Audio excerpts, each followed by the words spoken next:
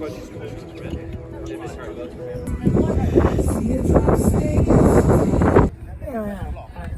and Epsom Rugby Club. I don't know if any of you know of rugby itself, but how many of you know about visually impaired rugby? None of you?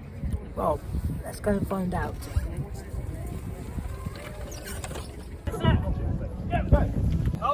You're picking up.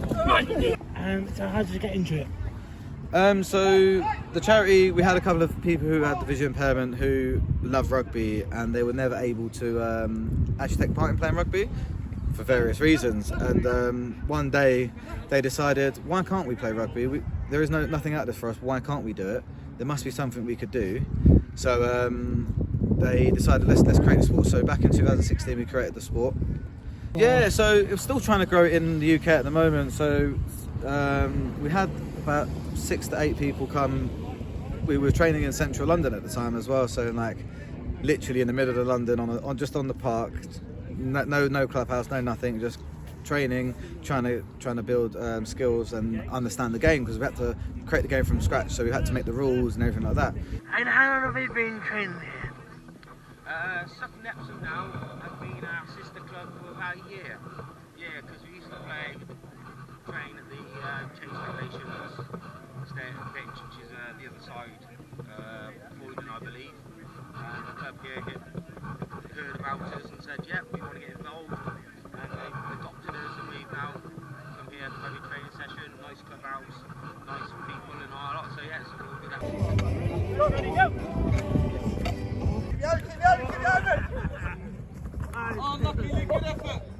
So are all the players not fully blind, but partially blind? Yeah, so when you're in sport you get categorised sort of thing. Okay. So you get B1, your B1 is someone who's completely blind or really severely blind. Then you got B2 who's severely, B3 who's blind, it goes down to 4, 5, where B5 there's not really much wrong with your vision. So yeah, so we're mostly based on B2s, B3s, and there's a few B4s. So it goes from B2 to B4. Any of those.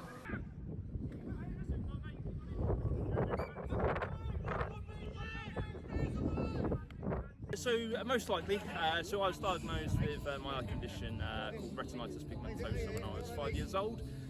So that causes tunnel vision and night blindness, and it's a deteriorating condition, so it's got worse over my lifetime. I'm now left with about 5% of the vision that a fully sighted person has, and my only useful vision is my central vision now. Was it 15 you first got was? Yeah, when I was 15 it started affecting me, then when I turned 16 is when it went in both eyes. But I wouldn't say it's a year or so after that, maybe even 2 before I started doing rugby and getting back involved. Because I was doing GCSE at the time, there was like such a rush. I didn't really know just because I had so much going on, it's kind of just, it was there, an inconvenience, but I had to adapt around it quickly. In 2017 I suffered a stroke, and that's what has affected my eyes. I've got no left field of vision at all in both eyes, so looking at yourself I've only got half of you, sort of that side. And that's a good thing, that. Yeah, like I can see the ball there, now it's gone. I can see it, so I don't catch nothing left side of my nose at all. No matter which eye I have open or closed, everything this side is gone, where this side is a bit challenging, everything gets cut in half still.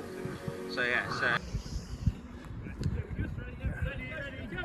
What's the main difference between normal rugby and visually impaired? So the main difference with visually impaired rugby is that we play similar side touch rugby, and a bit like in rugby league, after the ball gets tackled you have to put the ball through your legs, and equally after 6 tackles the ball gets turned over. If there's a knock on, you just lose the tackle, but if the person picking the ball up, who is effectively what we call a scrum half, if they get tackled without passing the ball, then the ball gets turned over. But yeah, other than that, we play on a pitch that's about 2/3 the size of a full-size rugby pitch, and then yeah, other than that, it's just like regular rugby. this is one of the balls that we're going to be using. It's slightly different than any standard rugby ball. It has a ball inside, so it's a little bit more audible, and we also have ones designed with beans in, so the beans will rattle so people can hear them. It does lose a little bit of sound in the air in flight, but you still get sort of a drift where it's coming from, and with a bright colour. Yeah. And can we hear the sound? But yeah, it does lots of different things like that. The only real difference is the ball. But we wanted to make it look like as much like rugby as possible. Yeah. As we wanted to, instead of having, a lot of people say the sports that are VI, they don't look like the sport anymore. So we wanted to make it look as much like rugby as we can. So it's just the ball that's the big. That's the only difference at the moment from a touch game, really. So we've played against sighted people. A couple of the Sutton boys come down and train against us and play a game against us. It's just exactly the same, but just with the ball. So that's why it's quite good. So if you watch it, you wouldn't notice any difference, other than drop balls mainly.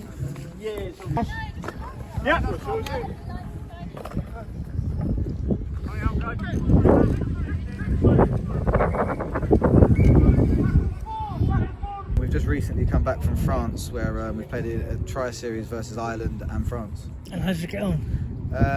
We won. We haven't lost the international tournament, so brilliant! haven't lost any game at the moment. So it's pretty good.